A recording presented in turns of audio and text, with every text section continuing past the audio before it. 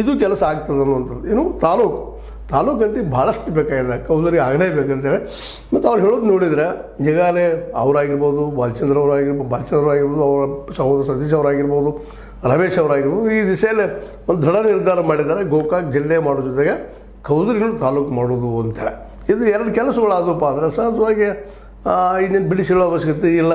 ಅವ್ರ ಬಗ್ಗೆ ಈಗಾಗಲೇ ಸಾಕಷ್ಟು ಒಳ್ಳೆಯ ಮನಸ್ಸುಗಳು, ಒಳ್ಳೆಯ ವಿಚಾರಗಳು ಜನರಲ್ಲಿ ಮೂಡುವ ಸಂದರ್ಭದಲ್ಲಿ ಇವೆರಡು ಆದಪ್ಪ ಅಂತಂದ್ರೆ ಇನ್ನಷ್ಟು ಈ ಭಾಗದ ಜನ ಅವರ ನಾಯಕತ್ವದ ಮೇಲೆ ವಿಶ್ವಾಸ ಇಡ್ತಾ ಹೋಗ್ತಾ ಇದ್ದಾರೆ. ಇದು ಅವ್ರು ಮಾಡಲೇಬೇಕಾದಂಥ ಕೆಲಸಗಳು ಹೌದು.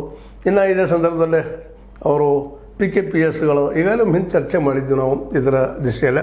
PKPS ಅಂತ ನಿಮ್ಗೆ ಗೊತ್ತದ, ಪ್ರಾಥಮಿಕ ಕೃಷಿ ಪತ್ತಿನ ಈ ಒಂದು ಸಂಘಗಳು, ಅವುಗಳ ಮೂಲಕ ಏನಪ್ಪ ಅಂತಂದ್ರೆ ಈಗಾಗಲೇ ಬ್ಯಾಂಕ್ ರೀತಿ ವ್ಯವಹಾರ ಮಾಡ್ತಾ ಇದ್ದಾರೆ ಮತ್ತು ಆ ದಿಶೆಯಲ್ಲಿ ಕೆಲಸವೂ ಸಾಕಷ್ಟು ಮಾಡಿದ್ದಾರೆ ಇವರು.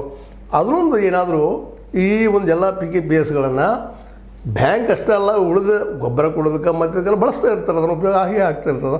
ಜೊತೆಗೆ ಇಲ್ಲಿ ಮಾರ್ಕೆಟ್ ಕೇಂದ್ರ ಮಾಡುವಂಥ ಕೆಲಸ ಆಯ್ತಪ್ಪ ಅಂದ್ರೆ ಇನ್ನಷ್ಟು PKPSಗಳನ್ನ ಹೆಚ್ಚು ಮಾಡಿ ಎಲ್ಲ ಮಾರ್ಕೆಟ್ ಅದು ತಾವು ಬೆಳೆದ ಬೆಳೆಗೆ ಬೆಂಬಲ ಬೆಲೆ ಇಲ್ಲಿ ಇಲ್ಲೇ ಇಲ್ಲ. ಬೆಂಬಲ ಬೆಲೆ ಅಂದರೆ ಘೋಷಣೆ ಮಾಡ್ತಾರೆ ಅಷ್ಟೇ, ಕಾನೂನಿಲ್ಲ. ಆ ಕಾನೂನು ತರೋ ದೃಷ್ಟಿಯಲ್ಲೂ ಮುಂದುವರಿಬೋದು. ಜೊತೆಗೆ ಆ ಮಾರ್ಕೆಟಿಂಗ್ ಕೇಂದ್ರ ಇವಾದು ಅಂದ್ರೆ APMC ಕೆಲಸ ಈ PKPSಗಳು ಮತ್ತು ಸವಾರ ಸಂಘಗಳು ಮಾಡಲಿಕ್ಕೆ ಶುರು ಮಾಡಿದ್ರಪ್ಪ ಅಂದ್ರೆ ಸಹಜವಾಗಿ ಹೊಸ ಯುಗ ಶುರುವಾಗ್ತದೆ ಅಂತೇಳಿ.